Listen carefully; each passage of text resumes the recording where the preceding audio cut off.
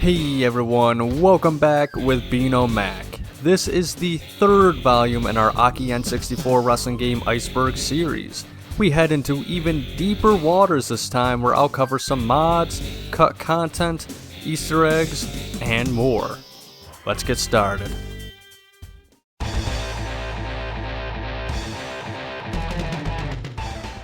Starting off with a mod, WCW Feel the Bang is a mod for WWF No Mercy that revamps the whole game into something completely unique.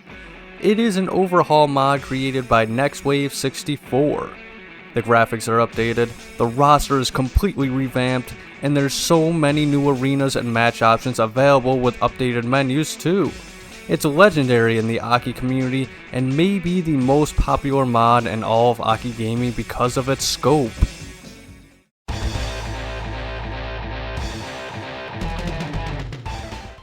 In WCW NWO Revenge, there are a variety of championship belts you can play in championship mode. On the select screen, you can view the champions and their belts. If you win the World Heavyweight Championship with any member of the New World Order Black and White faction, you will see a new spray-painted design of the belt on the character select and win screen as well as entrances. This is completely unique to the NWO Black and White roster, so only Hogan, Giant, Bryan Adams, Scott Hall, Scott Norton, Buff Bagwell, Eric Bischoff, Scott Steiner, and Kurt Hennig can sport this design.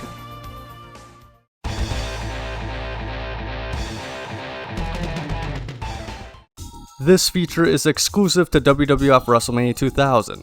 While editing moves in Create a Wrestler, if you hold down the C button, you will see a move blur effect while previewing moves, and this works for all wrestlers and moves in the game.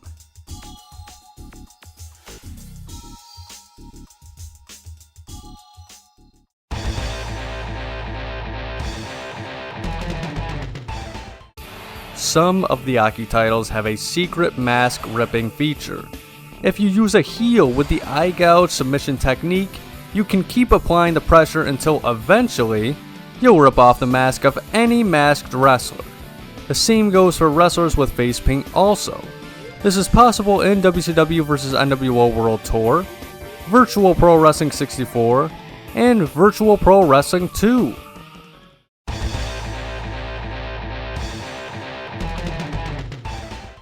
The Smoking Skull Championship appears in both World Wrestling Federation AKI games. In WrestleMania 2000, you can unlock it as a bonus design for Create a Championship. To unlock it, you must win the WWF belt at WrestleMania with Stone Cold Steve Austin. In No Mercy, the belt works in a similar fashion to the previously mentioned NWO title in WCW NWO Revenge. Winning the World Championship as the Texas Rattlesnake will switch the belt to the Smoking Skull design that's exclusive to him.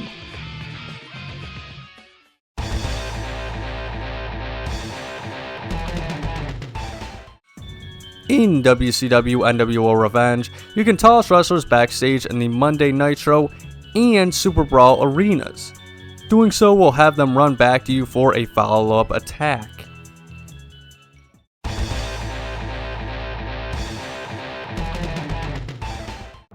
WWF No Mercy was planned to have a Game Boy Color port. It didn't end up happening as it was cancelled. There was going to be a mode where you could connect your Game Boy to your N64 and play through a challenge mode to unlock your wrestler for play in the N64 version of No Mercy. Although the Game Boy port was canned, the story does still exist in No Mercy. With Game Shark codes, you can pick any wrestler and play through the fully complete Game Boy path. It's 8 matches you must win in a row with a full overarching story featuring Triple H, The Rock, and Stephanie McMahon. This path is also available for play on the ROM hack WWF No Mercy Plus by Retro Randy Price.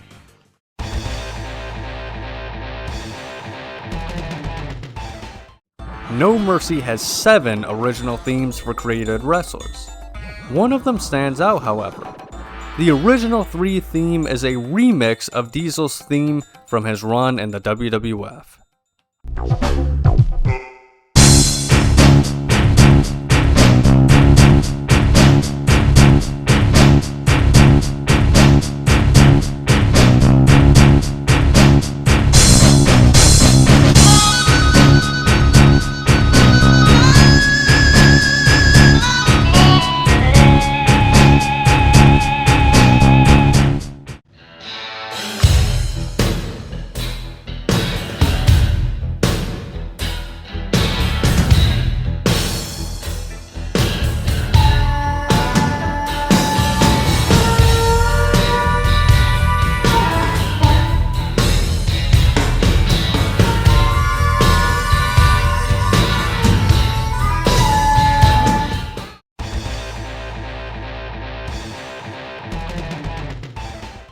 Backlash was once thought to be the planned sequel to No Mercy that would have been based off the WWF 2001 roster.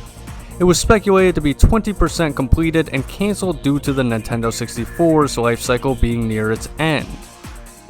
Hell in a Cell and a fully modeled referee was planned to be included. Starrcade, a THQ producer at the time of AKI's development, confirmed however that this rumor was completely false and that No Mercy was always planned to be the final AKI game on the Nintendo 64. There are still many out there however that believe Backlash was a possibility. A popular modder in the AKI space named Retro Randy Price is currently creating a ROM hack with the Backlash name, and that is set to feature the cancelled Hell in a Cell, and the game will be based completely off this cancelled concept.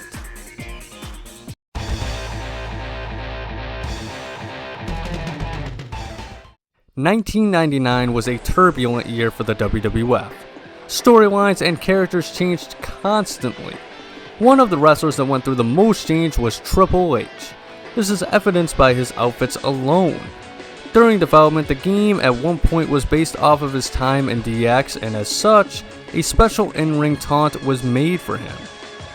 This mostly goes unused, as even if he is paired with X-Pac with their DX entrance, Triple H will not perform his signature crotch chops.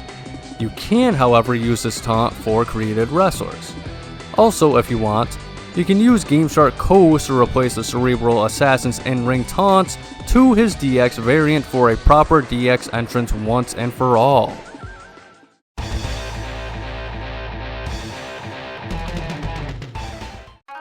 The AKI games feature a large amount of poison mist colors. In the games, there is a total of 6 different colors of mist wrestlers can be afflicted with. There's blue, red, green, purple, white, and black. The color that is used is completely random.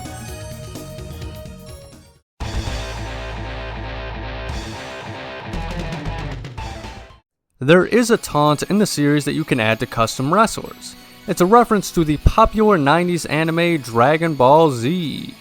The wrestler charges their energy just like the main protagonist in the series Goku would for his Spirit Bomb. Then they release what looks to be a massive Kamehameha wave. The wrestler is completely drained afterwards and is breathing heavily, which was a trait for characters in the show after powerful moves or rushes. A strange but honestly cool addition to the game.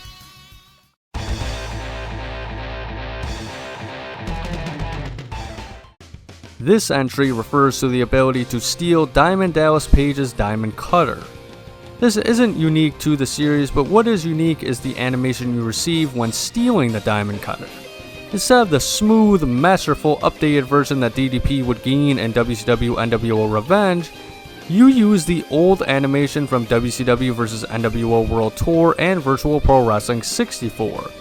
I'm not sure why this is. It could be an Easter egg.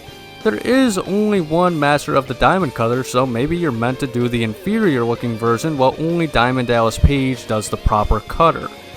Or maybe Aki forgot to update the animation for Revenge's finisher steal. Who's to say?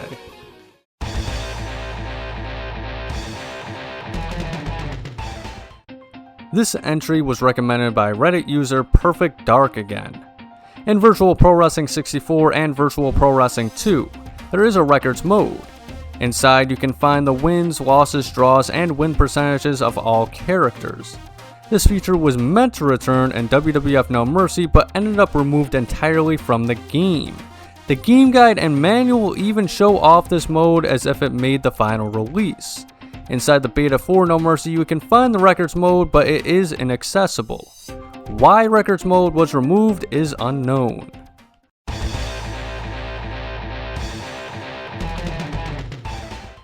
In WCW NWO Revenge, there is an annoying pin mechanic. The first 2 times you pin opponents, they will almost always automatically kick out regardless of damage.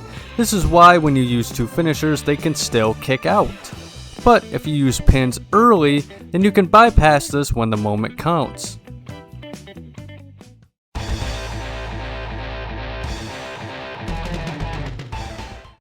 Exclusive to Revenge, 2 superstars can use the spinneroonie taunt while in the special status. After being knocked down, Booker T and AKI Man will use this as a personal kip-up. A nice little detail they added in that gives both style and individuality to these wrestlers.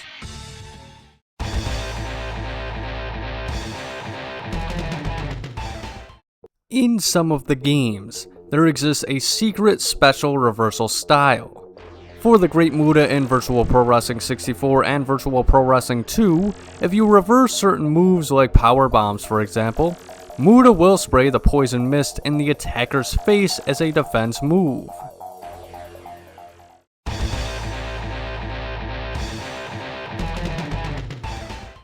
For the final entry on this list, it's all about Raven. Raven debuted in the WWF in September, helping out Taz at Unforgiven 2000. Aki must have been privy to this knowledge since there are remnants of Raven in No Mercy. He has a face model as well as a generic cutoff t-shirt and jeans combo costume in the SmackDown Mall, and even his entrance look too. It's possible if there was maybe even just a month more of development we would have seen him included. However, it's also been reported that Raven was a favorite of THQ producer Sanders Keel. So maybe it's a coincidence. Perhaps Sanders Keel put all of that Raven data in regardless due to his love of Raven. Tough to say. Either way, you can make a halfway decent Raven CAW because of it. Thanks for watching another layer, fellas. If you enjoyed, please like and subscribe and ring that bell to be notified of more Aki content and the upcoming layers of the Iceberg. Next week we'll dive deeper and cover a few more layers since the trivia is getting more and more secretive. Have you been able to keep up? Or are you looking forward to learning the more obscure facts below? Either way, above all else, please remember to have a nice day.